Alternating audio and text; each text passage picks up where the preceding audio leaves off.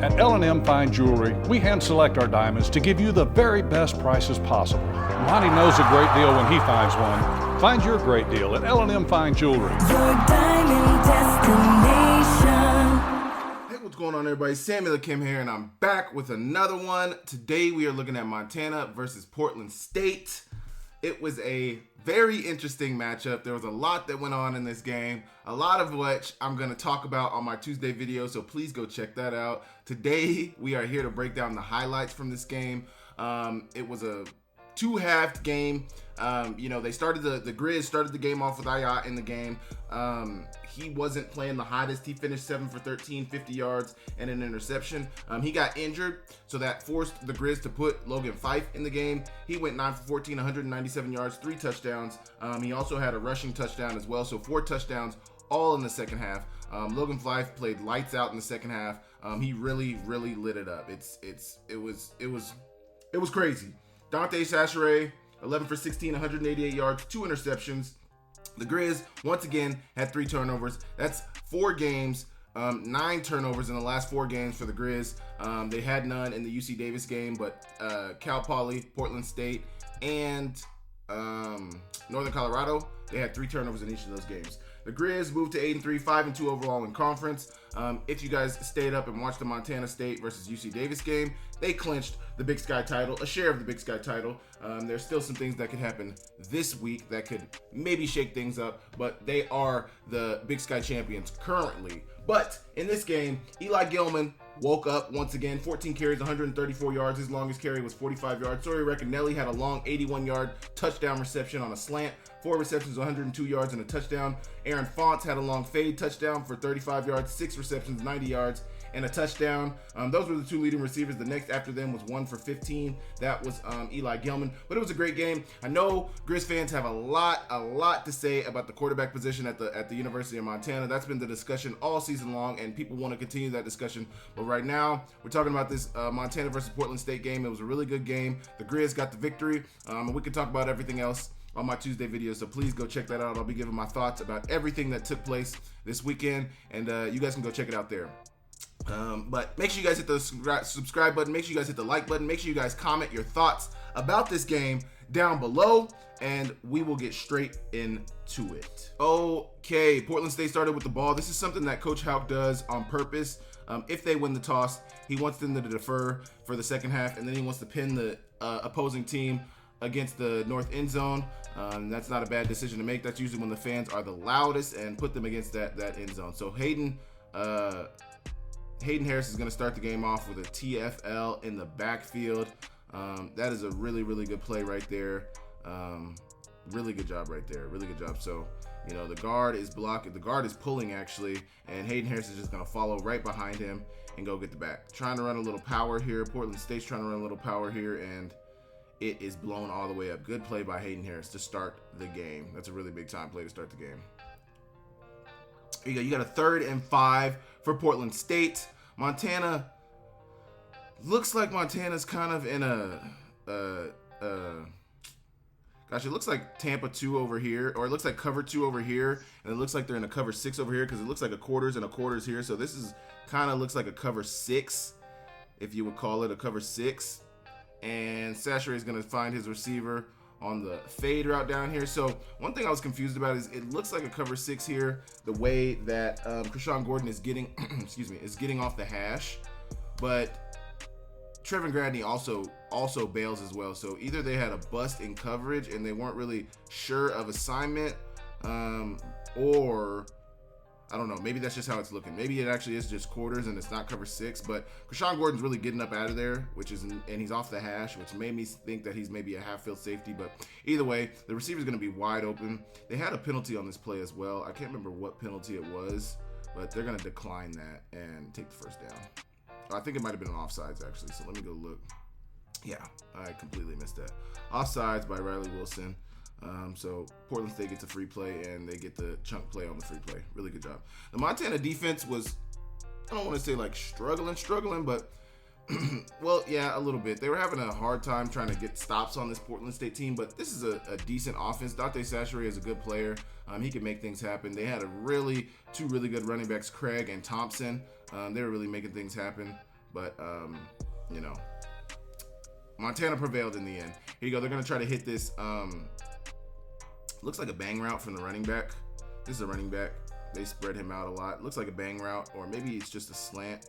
But trying to hit him on the in-breaking route, and Saturday just kind of floats it a little bit. Not a ton of pressure on him. They're only rushing forward, trying to hit a stunt down here, but it's incomplete, a little high for the receiver, intended for the receiver. So 3rd and 10, they're going to take their 3 points, and they make it a 3-0 ball game. Montana started, like I mentioned, they started Ayat in this game. You can see his numbers right there. 5 touchdowns, 3 interceptions. He's been rushing the ball pretty successfully this year as well. His completion percentage is all right. But, you know, I think they really are choosing to try to develop Ayat as much as they can. And that is why you see Ayat starting the game today. Yesterday, I should say. So here you go. Montana's going to try to run what looks to be an inside zone play. And you see you got Racanelli come down here on the crack block. Eli Gilman's going to make a guy miss in the hole and get good yardage on 1st down. Starting off what would be a pretty successful day on the ground for him. Here you go. They got a 3rd and 6 now. Looks like they've in 11 personnel. Gonna draw up a drop back pass, try to get it out to Racanelli, and this was just a drop pass, man. Coach Pease used to always say you don't want to let it get past your shoulders, meaning, you know, you want to catch it out in front of your shoulders. Don't let it come through here. And he let it get past his shoulders, and it's just a drop, man. It's a good ball from Ayat, placed well. There's 2 defenders, one on the outside and one converging on you. This is a cover 3 coverage, so middle high safety. This corner's in the 3rd down here. This corner's kind of bailing in the 3rd. Then he's going to squeeze, and then you got 4 underneath. So he's going to curl flat, 2 hooks inside, and the curl flat right here. So you got to put the ball in there tight because that slot defender is going to get out there right here. As he does, and it's just a drop pass. Unfortunate right there. Start to the game. Quick 3 and out for the Montana offense. Quick 3 and out. So following that, Portland State drives back down the field. They were running the ball very successfully. They were able to run. I mean, they were getting really what they wanted in the run game. And a lot of people were kind of confused about this play. So they're going to attempt to run a Philly special. As you can see, this is Dante Sachore right here. This is Philly special. Going to try to direct snap it to their running back. And he's going to snap it. He's going to toss it to the other running back. I believe number 17 is a running back. He took a lot of handoffs in the backfield. They do a lot of weird stuff in the backfield. He is a running back. But they're gonna toss it to the running back. And he's going to get hit. Good hustle from the defense here. Really good hustle from Hayden Harris here to go and force the throw. And as he's getting hit, Craig is going to try to get the ball off. Quincy Craig is going to try to get the ball off. And Jace Klusewicz comes up with the interception. Really good concentration right there. And he gets the feet down. And they get the interception in the red zone. And this is just devastating. A lot of people were very confused. And in the press box, a lot of the media members were confused because they had been getting 5 to 6 yards a pop on their runs, sometimes more, sometimes 10 to 15 on a run. And you get in the red zone, it's 2nd and goal, and you decide to do a Philly special pass instead of just running the ball. Why not just run it? You've been running it very successfully. The Grizz have been struggling, stopping you in the run game. Why not just continue to run the ball? And, you know, I can't say they're wrong. It's an interesting play call, but, you know, against team, when you're playing against a team that you think is better than you, that's when you try to pull out all the trick plays and all the tricky stuff to try to get them confused or, you know, try to steal one. But I don't think you really needed to steal one here. I think if anything, if you can get away with 3 to 6 points there, even 3, just 3 points there, I think that's a win for them. But they didn't get that, so it is what it is. Here you go. Portland State looks like they're in a cover 3 here. Montana's going to hand the ball off inside to Nick Osmo, who's going to get downhill and lower the shoulder. This is one of the reasons why this Portland State team is not the best. They're running a split zone here with Racanelli as their receiver. They're in a 12 personnel. No. They're in a 11 personnel. One tight end on the field over here. Either way, Racanelli's your split, your BAM guy on the split zone. And just missed tackles is one of the reasons why this Portland State team is not good. Missed tackle right there. Missed tackle right there. Missed tackle. Almost missed tackle right there. But, you know, he's rumbling forward for, is that the 20? And he gets down at the 35. 15-yard run on 1st down. Really good run for the Montana offense to start that drive. And they go with a 2nd and 2. They're past midfield now. Ayat's going to drop back and get it back to his receiver, Aaron Fonts, for the first down on 2nd and 2. So it looks like they're just running a fallout route down here. Trying to see what coverage they got. We can't really see the coverage. The camera angle is weird. But definitely some zone. And they get the ball off to the receiver. Probably a cover 3. That's what they've been running a ton of in this game is cover 3. And so they're rushing their 4 and then dropping everybody else out. Looks like a curl flat defender, 2 underneath players with their cover 3 defenders. Either way, they get it off to Aaron Fonts, who gets the first down. Simple pitch and catch. Simple as that. That was the end of the first quarter, and it was a 3-0 ball game at the end of the first quarter. There's Mr. Robbie Houck, the Grizz all-time leading tackler. He's the special teams coordinator at Portland State, so it's real interesting to see. I was very interested to see how his special teams would do. They had one pretty decently long return, but outside of that, they didn't have a crazy day, but, some of that might fall on some of the talent that they have. It's not all on the coach. This was a very, very, very, very, very questionable not play call, but a questionable throw. So they're trying to run. This is something that they ran. I believe this is something that they ran against. It's honestly a little different. I don't know if they motioned to it since we're so late picking it up. I don't know if they motioned into it, but they're they got 3 on this side of the ball. I can't even find where the tight end's at. The tight end might have stayed. Yeah, the tight end stayed in protection, but everybody's over here. So I got to believe one of them might have motioned over. It's hard to tell. Either way, 3 split out receivers, the tight end staying in protection, the running back staying in protection. So you're max protecting this. You only got 3 routes. They're trying to run a hezzy wheel with Junior. The outside, the number 2 receiver is going to hook up inside. So he's running a hook. And that's really your throw right there. You want to hit Aaron Fonts right here. Junior Bergen is double covered. And then they ran a post behind it all with Sawyer Recanelli. So Sawyer Recanelli is going to run a post. Aaron Fonts is going to run a hook, which is what you should throw. And then you got the wheel route to Junior. If everything works out right, if they hook up on this and if they take the post, this should be clear. But they zoned it off, so it's in a cover. They look to be in a cover 3, but they're bringing the blitz. So cover 3 blitz, not a lot of inside coverage underneath. That's what leaves Aaron wide open. But also, we got to take into account Ayat doesn't have enough time to wait on Aaron to hook it up. Ayat does not have time like that. Really, you should just throw this out of bounds, not to make a bad play worse. Just throw it out of bounds in the direction of Junior Bergen. Make sure it's well over his head, but this is not the play you want to make. He's not open. It's covered well. Portland State picked up on it, and that's why you blitz. You make the quarterback make a quick decision. They're rushing 6. It really should be picked up. They're rushing 6, and it's just not blocked. If we want to be frank about it, it's just not blocked. They have 7 in protection. They're rushing 6. This should be blocked up. The running back does his job, the tight end does his job, but they get beat inside. Their tackle gets beat inside with a in-out move. He jukes inside and goes back out and beats the tackle, and that's what kind of creates the pressure. The outside defenders were kind of getting there, but if he handles his block on the inside, Ayat could then step up into the pocket and maybe wait on Fonts to get open on the hook route. But the wheel is not there. And it's intercepted. And that was a tough play for Montana.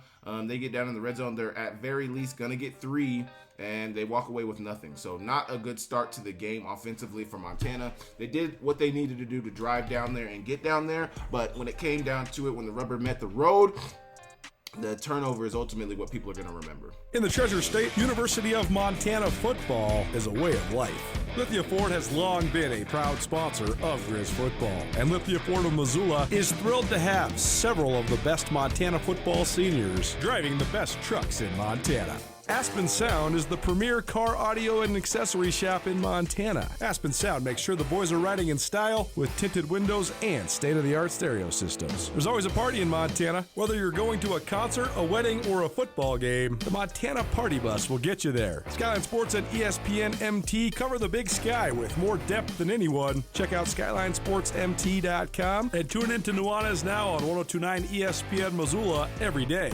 My Montana Roots and Wear Your Roots clothing is your go-to spot for the most unique and comfortable lifestyle clothing you'll find anywhere. And get your custom t-shirts to support your favorite player. From 5 local businesses who love Montana, best of luck to the Grizz as they pursue another Big Sky Conference championship.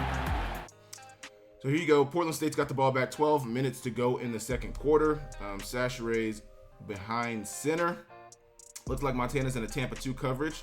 So Tampa 2, a lot of times when you watch this Montana defense, when you got the 3 over top, it usually means some type of zone. Tampa coverage is coming. So he's going to get off the hash immediately, or he's going to get to that middle, that half field safety immediately. Excuse me. He's going to get to the half field safety immediately. He's going to play a flat. He's going to play a flat, and he's going to be your deep middle hook defender. So you watch the makeup of it right now immediately. Flat, deep middle, half field, and half field. So just like that, that's how you get that. Portland State's running a mesh concept right here. So 2 on the mesh, you get an OTB from your other receiver right here sitting over the ball. It really looks like he's got a receiver here, but Sachere is not able to get there. Noah Cashmitter is going to get the sack on the play. Big time sack for the Montana defense. And I believe this is where Sachere, because Sachere wasn't the same after this play. I mean, up to this point, he hadn't scrambled a ton, but it seems that he might have hurt his ankle on this play because he's going to be a little gimpy after this play, and he actually had a wrap on his ankle for the remainder of this quarter. And then after the halftime, he didn't come out with the wrap on there, but it definitely seemed like he was a little hampered after that play. So there's Keali Ayat's father, one of the best to ever do it. And you see his accolades right there. Here you go. 3rd and 9 coming up for Ayat. Once again, he's getting some pressure in his face. They are rushing 5. So once again, this should be protected. You got 5 blockers. They're rushing 5. It's kind of like a late blitz from this linebacker. So, I mean, it's not really a late blitz. He comes immediately. It's the job of the linemen to pick this up. They kind of overload this left side. You get 3 coming in there. And then once again, they just kind of get beat on this side. The center kind of gets beat, and that creates some pressure. And the ball is not able to get to Aaron Fonts efficiently. He's having to lay out to try to catch that. And it's a tough play right there on 3rd and 9. Tough play. Once again, Montana's going to get a quick 3 and out, and they're going to come away with no points. So just some real offensive struggles for the Montana offense early on. Don't know if I would 100% say it was Ayat. You know, right based on what I'm seeing right now on some of the passes, it looks like he's under pressure. It looks like he's not got a ton of time. But I'm not going to say that he couldn't hit that pass right there. You know, I don't know. It's tough. I think, you know, he should be able to hit that pass under pressure, but also his lineman should help him out a little bit as well. 2nd and 8 coming up. They're going to hand it off. No, they're going to fake the handoff, and Sachere's going to keep it. And this is going to be called targeting. Now, I'm not going to lie. I get everything that people are saying online. One, I think the punishment for targeting is way too harsh. I think the punishment for targeting is too harsh. I will come out and say that the punishment, you should not have to miss the rest of a game. Make it a 20-yard penalty. Colton Nuanez, Skyline Sports founder, was saying that it should be a 20-yard penalty. It shouldn't, and A. Sourwine believes very strongly about this as well. It should not be a loss of a game or half a game. I mean, Colton Nuanez made the point, and Ace mentions this as well. Think about how many games some of these guys get to play in college football. Think about injuries. Think about just unfortunate things that happen. A lot of these guys, these are some of the last football games that they are ever going to play in their life.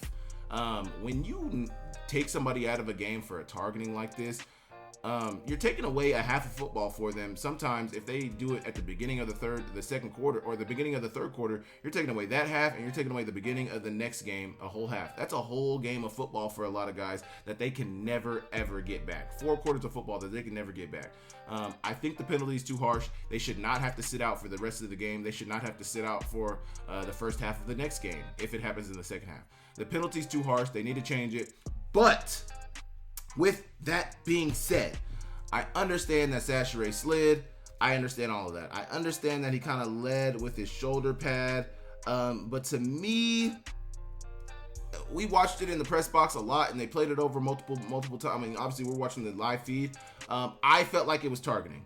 I felt like his helmet made contact, and it doesn't even have to be the helmet. You make forcible contact to the head or neck area of the offensive player or the person carrying the ball carrier, and it's a targeting. It doesn't have to be helmet to helmet. It just has to be forcible contact. You have to show launch. He launches at him. Forcible contact to the head or neck. That's a targeting, man. And I know people were trying to say like, oh, he's sliding. He can't.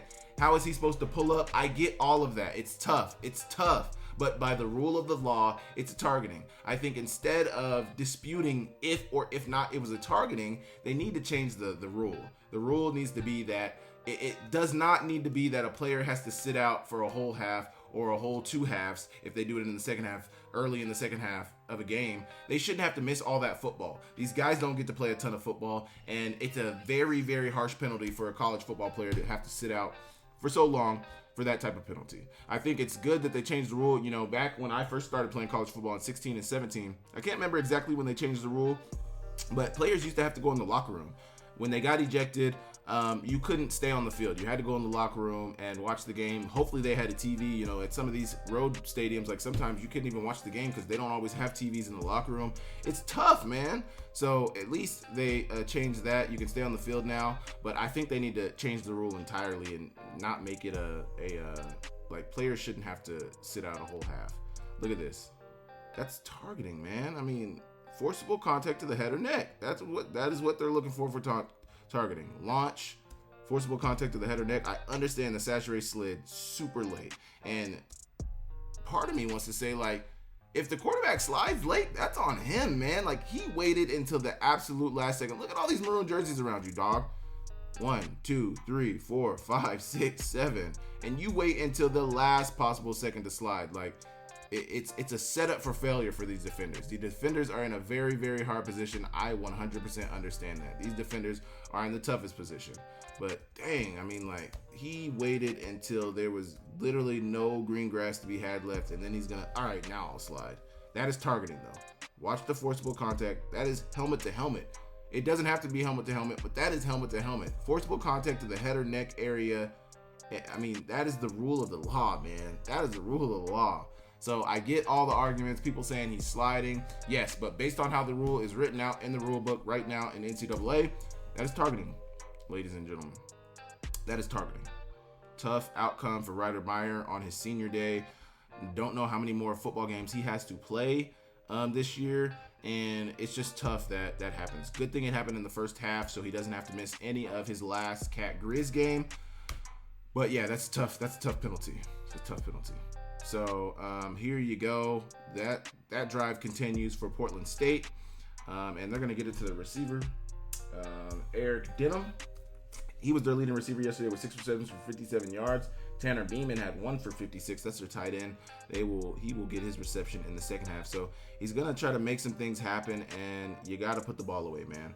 Stop holding it like a loaf of bread. Put it away. People are going to be swiping at it, and they get the ball out. Noah Cashmere gets the ball out, and they're going to fall on it right there. Jackson Lee falls on the ball, and it is a turnover for Portland State. And some could probably say, like, oh, I haven't caught it yet. But no, he had enough to catch it, make a move, try to make another guy miss, and then the ball falls out. That's a fumble, brother. Fumble. Not necessarily, I don't know how good their field goal kicker is, so I don't want to say they were 100% in field goal range. But it was close. It was very close. Very, very close. Here you go. 53 seconds left in the half. 3-0 lead for Portland State. 2nd and 4 for Montana. They're going to rush 3. Portland State's going to rush 3. They're going to rush their other guy late. So this looks like just a spy backer. He's spying. He's on the running back. He's spying the quarterback. He sees the quarterback, thinks he's going to scramble. He's going to go get him and get the sack. Really tough play right there for Montana. Don't want to say 100% that this was, seems like the offensive line did. I mean, I guess the tackle got beat inside a little bit. Overset a little bit, got beat inside. That got Ayat out of the pocket. And then, the guard is going to try to go help him. Instead of trying to go help him, I would keep my eyes on number 9 and protect the quarterback. He tries to go help the tackle. And that's where Ayat gets hurt right there. So his ankle got hurt right there. It got kind of caught up underneath. Like, it was like right there where his ankle got caught up. I don't know if they'll play it back. But his ankle got hurt, and this is when Fife came in the game on a 3rd and long. So Ayat was down. They looked at him. He did not come back in the game.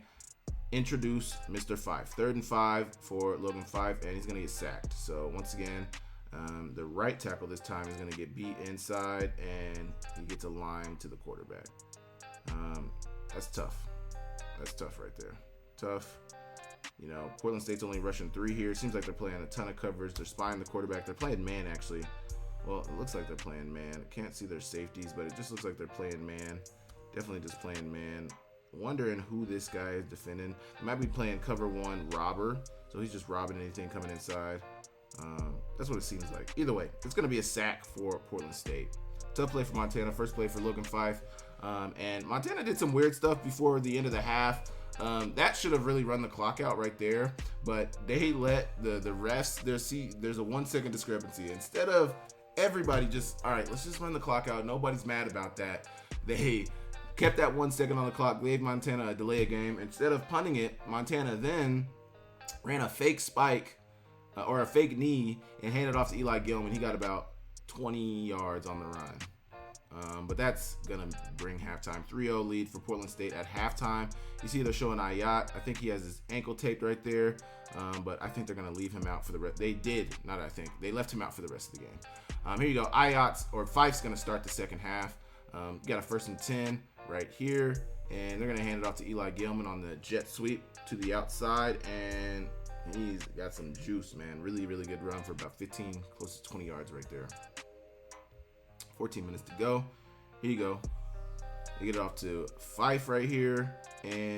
Or not Fife. Fife takes the snap. It's an RPO here. They're keeping a lot of hats in the box, and that is why Fife is going to start to throw a ton of RPOs. You got 4 on the line, and then you got 4 in or around the box, around the line of scrimmage. That is not a good run box for you. He's going to fake the handoff, throw the slant to Sawyer Racanelli, who's going to get the first down on 1st and 10. Gets about 15 on 1st and 10. Really good job right there.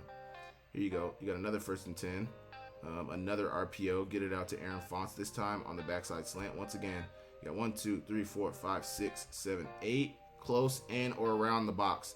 It looks like it to be cover one high safety, cover one down here, and cover one up there. You take the one-on-one all the way. Get it to Aaron. And I don't know why they didn't review this. I did not think it was a good spot. I thought he scored.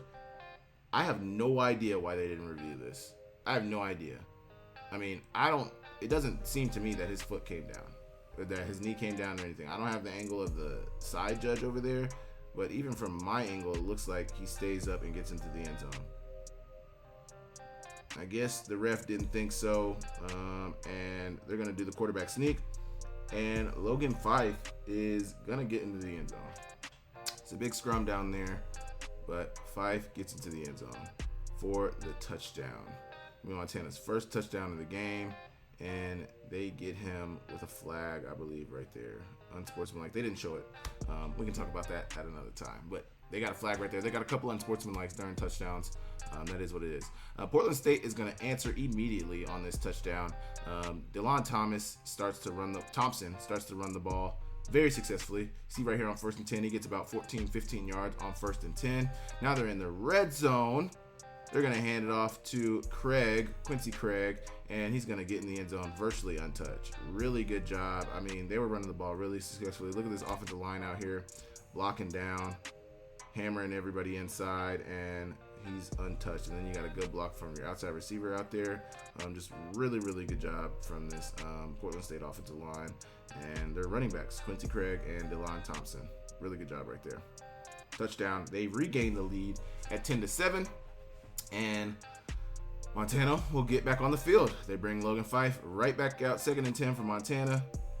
He's going to pull it on the RPO. Once again, I mean, he's pulling these RPOs. He sees favorable run boxes 1, 2, 3, 4, or he sees unfavorable run boxes and man coverage on the outside. So you got 1, 2, 3, 4, 5, 6, 7 in the box, and this safety is immediately coming down. That looks really good when Fife is seeing that safety come down. He knows, okay, I have this slant RPO coming in on the backside.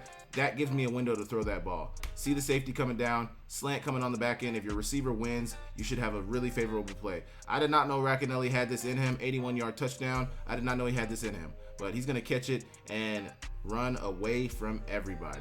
Really, really good job. Aaron tries to get a block. Mr. Fonts tries to get a block in there. But really good job from Sawyer Racanelli to catch and run for 80 yards. Really good play, really good ball from Logan Fife to get the ball to him. But really, really good job there. Really, really good job there for the touchdown. That gives Montana the lead back. And Logan Fife has come in and say what you want about the quarterback position. I don't know where you guys feel about it. They were not able to put points up in the first half. They put Logan Fife in the game, and they immediately scored 2 touchdowns. Outside of that one play that he had at the end of the first half, 2 plays, I guess you could say, he came in and produced 2 scoring drives back to back. I mean, it's hard to argue with the results that you see when Logan Fife is on the field, opposed to the results that you see when the younger Kali Ayat is on the field. Not to say that he won't eventually be able to do it, but based on what you see on the tape, based on what you see when you watch the game, the offense seems to flow a little bit more successfully when Logan Fife is on the field. That is all I'm going to say about that. If you want to hear me speak a little bit more about that, go watch my Tuesday video. Join Town Pump's Pump It Up Rewards Plus program and never pay full price for fuel again. Save 5 cents on every gallon every day at any Town Pump across Montana. Plus, earn and redeem points on your favorite in-store items to get free stuff with our clubs. Stop in and pick up a rewards card. Download the Pump It Up Rewards Plus app today. Or visit townpump.com/rewards to register and start saving. Right down the road. Pump it up. Oh, yeah. Here you go. 2nd and 10 for Portland State. 9.5 minutes to go in the third quarter. Montana's got the lead now. They're going to run this play action pass to their tight end. Kind of looking like it looks like he's going to run like a flat, and then he wheels it up the field. I don't know who was supposed to cover him, if it was Jackson Lee or if they're probably in a zone. So that's why Jackson Lee wasn't 100% on him, but he is wide open. Nobody around him. And if he had a little bit more speed, he probably would have scored. But if you watch it here, he kind of stumbles too. He almost stumbles right there. He looks like he's like about to fall over right here. Either way, it's going to be a big chunk play to get deep down into red zone territory. He gets tackled down inside the 5 of Montana, around the 3, and one play just like that, a couple plays just like that, and they are right back in the scoring territory on this Montana defense. 3rd and goal. So Portland State was really struggling to get in. Montana was kind of bowing up right here. They tried to pull it, and Sachere is going to get stopped. And a lot of people know how good Dante Sachere is, and I think the defense thought a little too highly of him right here, because right here they're going to run basically the same play. They're going to think he's going to pull it. I don't even know if they thought he was going to pull it, but I don't know if they thought he was going to hand it off. Really good blocks from the offensive line here, blocking down, getting those guys, opening up that window. Good split zone. This is split zone play where Sachere can probably also pull it as well. A good block from the tight end right there. But DeLon Thompson he's gonna walk in so untouched he thinks something's wrong. He's like, whoa, that was way too easy. He did not get touched one time on this touchdown run. Easy touchdown run, and they regain the lead on 4th and goal. Ballsy play from the Portland State staff, play call from the Portland State staff, and they take the 17-14 lead in Missoula. 3rd and 2. They're going to get it off to. Now, Montana's deep down into Portland State territory now. I thought that he could have waited a second account and got this to Eric Barker. Eric Barker's going to get a step on this corner route. But you're really just looking for, this is a 3rd and 2. You want to get the first down. Get the first down first. So I understand not gambling on this play, but it's going to be a boot. You're going to get a boot right here from Logan Fife. Get the running back immediately into the flats. Get the ball into his hands. And let Nick Osmo get up the field in a hurry. He gets up the field and the ball gets punched out right there. But really good job right here from the Montana offense. Really good job from Logan Fife. Really good job from Nick Osmo. Really good job from everybody involved to get the first down. Really good job. Great execution on the play right there. There you go. You got a 1st and 10. 2.5 minutes to go in the third quarter. Dropping back, and they're running a fake screen. So one good thing to notice about these plays, and if you bite on this, you're goofy and you don't understand football. Somebody needs to be pointing this out. Somebody needs to be pointing this out. This receiver is not eligible. He is absolutely not going to run a route. You do not cover him. You let him run that fake. The reason he's making it so obvious is because he knows I'm a decoy. The way he throws his arms up, you should know he's pumping up the crowd mid-play. He is a decoy, brother. You gotta be aware. Somebody should point him out immediately. Hey, Aaron Fonts is on the ball. This Schaefer is on the ball. He is covered up. He cannot run a route. We do not cover him. We do not cover him. Do not cover him. You focus on number 1, number 3 right here, the tight end and the hip. You focus on this tight end right here. They're in 13 personnel. And you focus on Aaron Fonts. These are the live receivers. These are the eligible receivers. Aaron Fonts, Jake Olsen, and Eric Barker. These are your live receivers. You focus on them. He cannot run a route. He is covered up. Really good play call from Coach Pease. They fake like they're going to run the screen. This is exactly what we want. Bite on it. This is exactly what the offensive coordinator of Montana, Coach Pease, Brent Pease, wanted. Bite on that decoy. And then they get Eric Barker wide open on the wheel route, and it's a touchdown. Really, really good job. They're in a cover 3 here. So you see one high safety, third corner, and a third. A third, and a deep middle safety. They get exactly what they want. They get a post from Aaron Fonts. They get a post from Jake Olsen. And they get a wheel route, a hezzy. Like he looks like he's going to block right here for a second, just hesitates, and then gets out into the wheel. Really good ball from Logan Fife, and it's a touchdown. Really, really good play call. Really, really good play call. Great execution. Tough. This really, I would say, to really be able to notice this on the fly, you got to be a really high IQ defensive football player to notice just in a split second, like, oh, he's covered up. I don't need to cover him. He's not going to run a route. He's not a threat to us. Because if he does catch it on a quick screen, you can rally to that. But you don't waste your time biting on that. That is what you don't want. Biting on it, that is what the Montana offense wants. And they get exactly what they want and exactly what the outcome they wanted, which is a touchdown. Really good job. Portland State's got the ball now. 1st and 10, start of the 4th quarter for Portland State. Dante Sachore is going to... the snap gets hit by the receiver. Oh, devastating play right here. Snap gets hit by the receiver. The ball is going to roll away from Sachore. And then he's going to get the ball poked out. And Montana's going to come up. I think Montana, Hayden Harris is going to come up with the turnover. He falls on it right there. I don't know why there was some question right here of who had the ball. Hayden Harris fell on it immediately. And the refs took some time to call who had the ball. But as you see right there, really good job right there.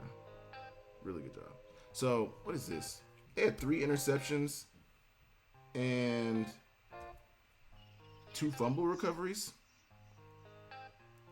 Yeah, 3 interceptions and 2 fumble recoveries. So they have 5 turnovers in this game. Oh my gosh.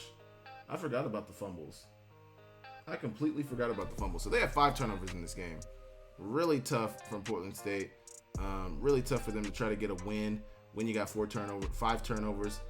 I originally said on the radio that it was 4 turnovers.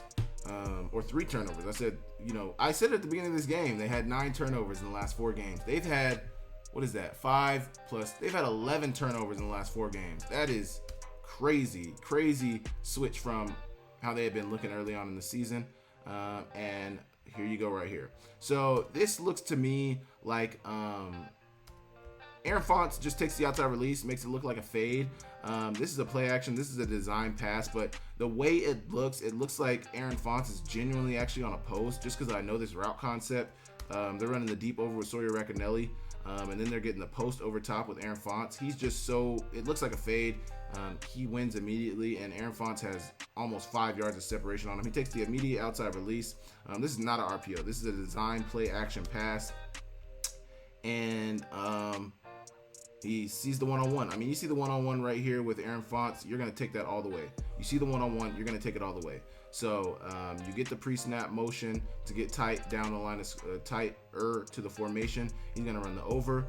The over is really your check down. The over is really what you're reading, but you alert to the post. You alert to the outside receiver. So if he wins immediately, that's what you want to throw. He does win immediately. Great ball from Logan Fife, and it's a touchdown.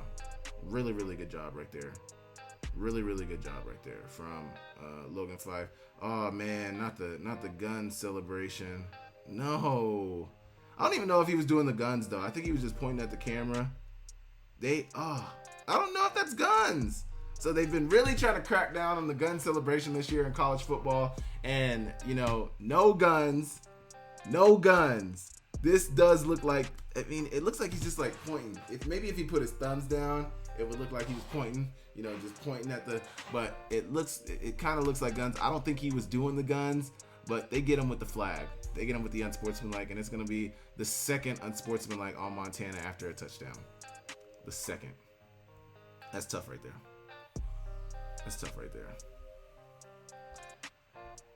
Ooh, so here we go.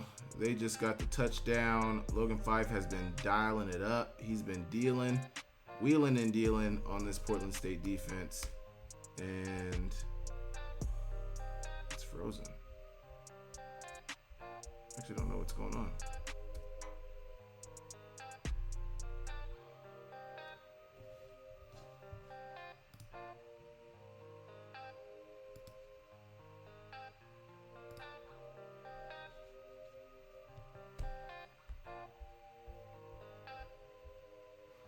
Okay, we got it back now. He has been wheeling and dealing, throwing passes all over the yard. Montana now, after the turnovers and after everything that went on, Montana has a 28-17 lead. 7 minutes to go in the fourth quarter. It's a 3rd and 8 here for Portland State. So I can't remember if the power went off in the stadium and the broadcast is going to go off. So our thing is going to end here pretty soon. I think this is actually our last play that we have before the power went out, but nothing super exciting happened after this anyway. It kind of just ran the clock out, and the game was over. But Jace Kluswich has been having a really good season. He's been taking the ball away at a high clip, and this is going to be a continuation of that. So watch Jace Kluswich. He's going to read the play all the way. Kind of looks like they're in a quarters here, so definitely quarters here. So no, it definitely looks like quarters. So quarter. Basically turns into a one-on-one back here, but Jace Kluswich is reading the eyes of the quarterback. So you watch, they're going to try to run 3 verts here. So crossfield vertical here. That's to kind of control that backfield safety. You're really trying to get it on the seam here to one of the receivers on the seam here. Can't see how the routes finish up here, but it looks like 3 verts. Jace Kluswich is going to read it perfectly. He's watching the eyes of the quarterback. He's got nobody on the backside taking his eyes away, so he gets back to number 3 and he gets the ball. Great interception for Jace Kluswich and great run after the catch on the play here as well. Really good tackle from Dante Sachary. Really good hustle from Quincy Craig as well. But tough play for Sachary. He's had a long day in Missoula. They were finding some success, but the turnovers, the 5 turnovers are really going to bite them. Here you go. You get the seam right there, and they get the ball into his hands. Get the ball into their Jace Klusowicz's hands. Good read right there. Without Jace Kluswich being there, it might have been a touchdown, but that is why you play defense, because you are trying to cover every zone, every inch of the field, every blade of grass, and Jace Kluswich comes up with the interception, and that is effectively going to ice the game out. There was more that happened after this, but obviously the broadcast went out. There was actually no power in the stadium. I have no idea what happened, but they said there was still power in some of the Adams Center and things like that in the locker room and stuff, but in the stadium, there wasn't any power. So that is going to conclude the breakdown of Montana versus Portland State. It was a closer game than probably it should have been. I remember I had said my pregame prediction was 45-10. That did not come true. A lot of people had Portland State putting up 20. I thought that was a stretch, but obviously it wasn't a stretch. They got to 17, so I was way far off. But I do think there were some answers given about the quarterback position. I mean, one quarterback played one half, another quarterback played the second half. I think there were some glaring answers given in this game. So we will see what happens against the Montana State Bobcats and Cat Grizz. It is going to be a really big week in Montana, all across the state. Got Cat Grizz going on. It's going to be a big time game. Cat Grizz has already locked up a share of that Big Sky title. If they are able to win against the Grizzlies, they will win the Big Sky title outright. And similar to how Montana did it last year, and we will see.